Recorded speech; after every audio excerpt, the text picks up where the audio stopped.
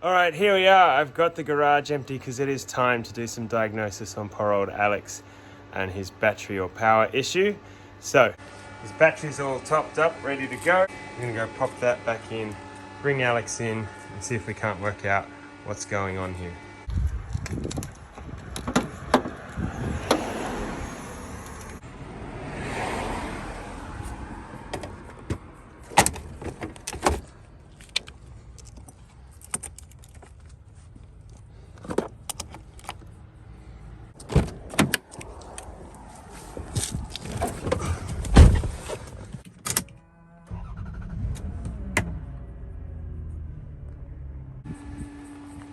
All right, so here we are. Alex is now in the garage. And so there's a bit of context here to give you. So a little while back, probably 6 months ago, Alex had some battery issues on a rental and the guy ended up returning it, had to get it jumped, blah, blah, blah, wasn't happy.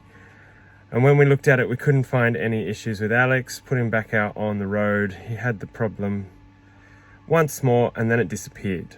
Now it disappeared with a battery swap, but we know the battery itself wasn't the problem, but I thought maybe just messing with the system had tidied some stuff up. And then again, just recently, he's had almost exactly the same problem. The renter's called out roadside assistance, and roadside assistance has said it's the alternator. So we're gonna look at the charging system and the battery and see if we can find out what's going on. Hopefully it's nothing too serious.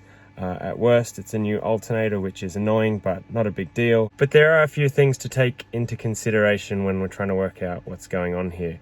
And to be honest, I think I might have snuck ahead to the end just a moment ago and found our solution. But I'll show you what I've found and you can tell me what you think. So the first thing to note is we do have a battery light right down here. So our battery light's working. And when we start the car, our battery light goes off. So that tells us that the car at least thinks that the alternator and the charging system is working properly.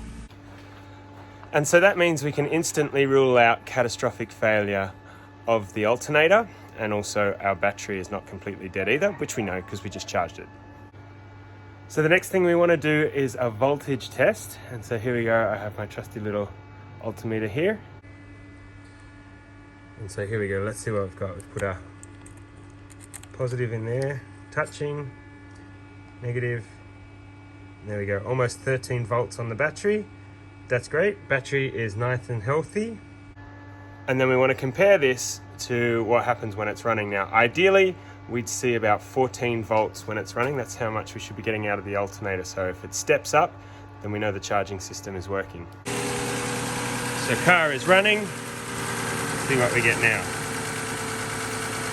We're at just over 14 volts, so that's perfect. There is another way to do kind of a quick and dirty check on your alternator out in the field if you don't have a voltage meter. This works on most cars, not all though, because some cars require a closed circuit on the battery to run.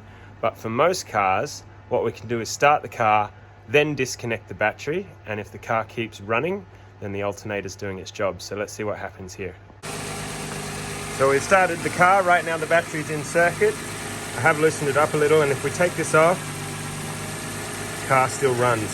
So it is running fine all by itself without a battery, which means our alternator is just fine. There are no issues there.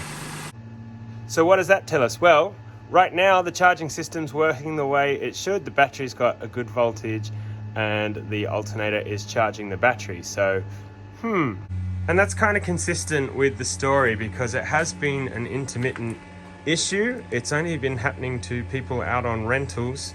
And then when it comes home and I check it, everything seems to be going okay. If we hadn't been getting a higher voltage here at the battery and it was sticking around the 12.5, 13 volts like it is right now, then that would tell us that charge isn't getting to the battery. But given that the check battery or the battery light's not coming on, then that would suggest it's a connection issue between the alternator and the battery, and we'd go on an adventure to try and find corroded terminals or faulty wiring, bad connections, those kinds of things. But because we're getting a charge at the battery right now, it does suggest that all that wiring is okay and the issue is right here with the battery, but the battery's good. And this is where I said I skipped ahead to the end accidentally, and I'll show you what I found. So with all the in and out I've been doing getting this car back home and changing batteries around, I worked out that when we do this up, if I can, sorry, one-handed, and ratchet's the wrong way. If we do this up, it cinches down what feels like it's nice and tight. There we go. Get that out of the way. And to touch, it doesn't move until you actually crank on it, and then it loosens up and moves. And that's loose enough that you could get a poor connection out of that quite easily. Comes off, vibrates loose over time, poor connection, battery stops charging.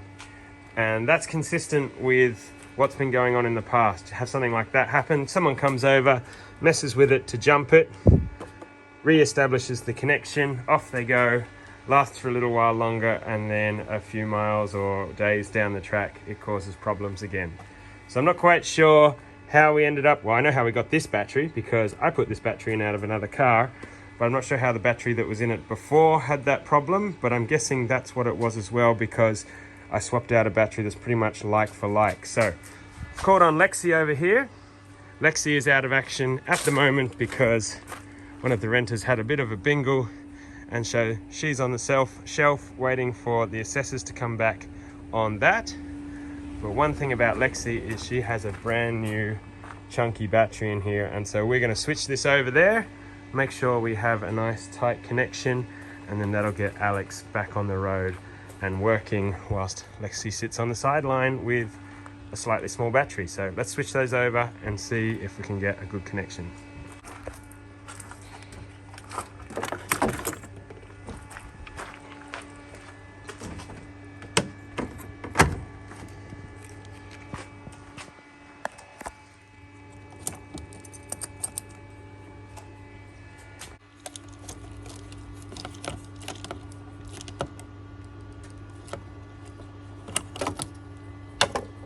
That one's nice and tight.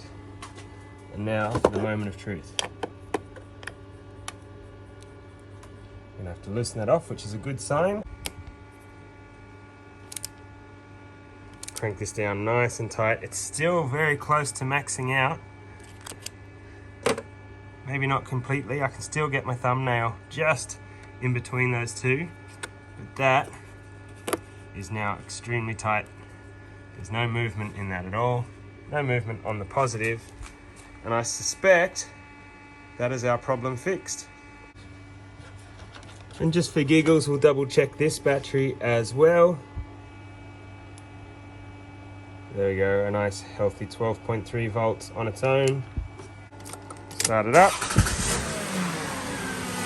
And now we should be getting about 14 volts with the car running. There we go, just right. So as of right this second, everything is performing as it should, so we're pretty comfortable that we can send Alex back out to work. It was, as we first suspected, a bit of a connection issue, and lucky for us it wasn't buried down in there with the alternators and the starter motors and all those kinds of things.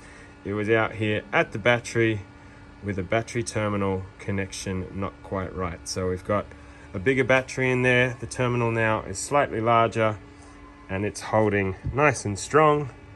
We'll button this all up and we'll send him back out on the road. We'll do a road test for a day or two, make sure nothing funky happens, but I'm pretty confident that that was our problem. All done up. Shut the hood. It's a bit of a mess, so I'll give her a clean whilst she's in here. Get Lexi out of the way with her temporary battery, which she's actually holding quite well compared to Alex, so that's good. But we won't leave that there because it is actually a smaller battery, so we'll find the right one, and hopefully we'll get some news on Lexi soon too. We'll see what's going on here, but I think this could be a bit of a payout on Lexi, and then we'll have to decide what we're going to do with her. And there we go, Alex is all cleaned up and ready for action again. I did notice it has a bit of a power steering whine as I was moving it around, but that's a story for another day, so we'll look into that next time. Until then, we'll see you later.